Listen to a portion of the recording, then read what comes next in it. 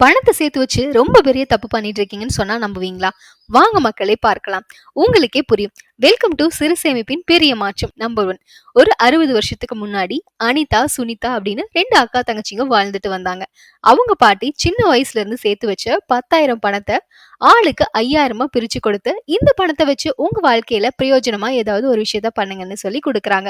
இந்த 2 பொண்ணுங்களோட பாட்டி கொடுத்த பணத்த வச்சு ஆளுக்கு 100 பவுன் தங்கமா வாங்கி வச்சுக்கோங்க. இன்னைக்கு இல்லனாலும் என்னைக்காவது ஒரு நாள் உங்களுக்கு அந்த தங்கம் உதவும்னு சொல்ல அனிதாக்கு இது சுத்தமா பிடிக்கல. நான் இந்த பணத்த அப்படியே சேர்த்து வைக்கிறேன்னு சொல்லி அனிதா 5,000 பணத்தை எடுத்துக்கிட்டு போய் லாக்கர்ல போடுறாங்க. ஆனா சுனிதா அப்பாவோட பேச்சு கேட்டுக்கிட்டு 100 பவுன் தங்கமா வாங்கி தன்னோட லாக்கர்ல போட்டு வைக்கிறாங்க. பல வருடங்கள் கழிச்சு இன்னைக்கு அனிதா பொண்ணுக்கு கல்யாணம் பண்றதுக்காக பணம் ரொம்ப கஷ்டப்படுறாங்க.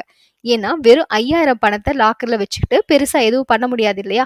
ஆனா சுனிதாக்கு பணத்தை பத்தின கவலை கொஞ்சம் கூட இல்லை. ஏன்னா அன்னைக்கு 5,000 கொடுத்து வாங்கின தங்கத்தோட மதிப்பு இன்னைக்கு கிட்டத்தட்ட 56 லட்சமா அவங்க பொண்ணோட கல்யாணத்தையும் நல்லா ஜாம் ஜாம்னு நடத்தி வைக்கிறாங்க.